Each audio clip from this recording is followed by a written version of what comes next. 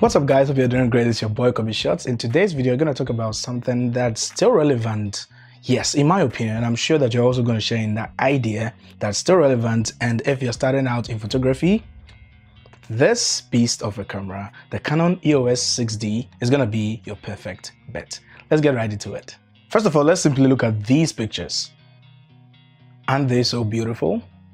I took each and every single photograph that you've seen and you're still looking at with the Canon EOS 6D. This camera, even though is more than a decade old, it is still a beast because it has all the essentials that you need for photography, especially when you're moving from a low-end camera to a high-end camera. The low-end cameras, you can talk about the 600Ds, the T3i, the T6 Rebel I, and all that. All right, you can talk about all those cameras, but if you're moving a step ahead, several years ago, the EOS 6D was actually in vogue. Even though it's not exactly the same story today, I am still proud I have this body. I don't have any other camera body that I use for stills because this camera body has all that I need. All right, so let's talk about the essentials, the reason why I still have this camera and I still know and believe that it is still relevant. First of all, let's look at the form factor. The form factor is quite small. All right, it's not very bulky unless you want to mount, a battery grip down below. But for the most part, the ergonomics are very cool and good because I can still hold this and it's firm. It doesn't leave my hand, and risking it falling is not something that's really plausible. All right, so that's one thing that I really love. And the second thing that I love about this camera body, the EOS 6D, is the image sensor that's in over here. It's a full frame sensor camera, which means it's going to offer you a very decent dynamic range for your images. And so if you're shooting in a very highly exposed environment, like shooting under the sun around 12 to 2 p.m., the Canon EOS 6D is going to help you retain details in the shadows and the highlights. And when you get to the editing bench and you want to pull out details from the highlights and the shadows, you can still do that because the dynamic range is massive. The other thing that I love about this camera is that, especially if you are an entry-level photographer who used to use an entry-level camera and you are thinking about upgrading to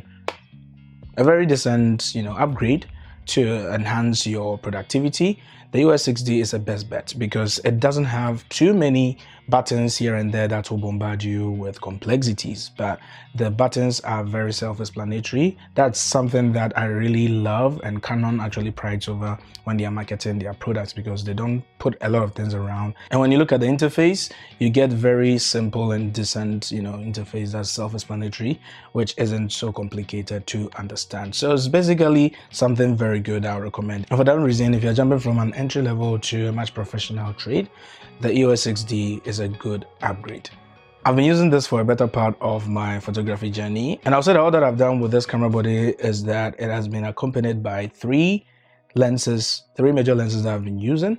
Right, I still have the Canon 50mm, which is an EF mount, of course, which sits directly onto the camera body, and it gives me decent images. So when you're starting out, let's say you're jumping to a much professional choice, let's say coming from entry level to the EOS 6D, for instance, when you have the 50mm, it's going to help you to blur the background even further. Let's say if you are moving from a kit lens to a much desirable lens, the 50mm 1.8, which indicates that it's a very fast lens, together with the full frame image sensor that you have sitting in the EOS 6D, is going to allow you, first of all, with dynamic range, it's going to provide you with more effectiveness when it comes to image or subject isolation from a myriad of so much distractions in the background. So if you're looking at blurring your background very well, an upgrade of the 50mm sitting on the 6D is a very good choice when you're started out. And once that you notice that you are better off and you can go into much more expensive lenses, let's say you have enough in your bank account,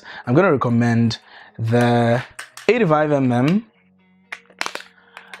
1.4 from Sigma, which is just great. Even though it's a beefy lens, it is going to also allow you to, allow in more light with the EOS 6D. All right, I used to have the 16 to 35mm, which I used to shoot a lot of wide angle portraits. And that's exactly how I learned how to shoot wide angle. But unfortunately, I lost it because it hit the ground and it broke. All right, so now I use the 18 to 35mm 1.8 also from Sigma, and it's a very decent lens to go very wide. And once again, because the full frame image sensor sitting in the EOS 6D, you're gonna be able to cover more width in your frame.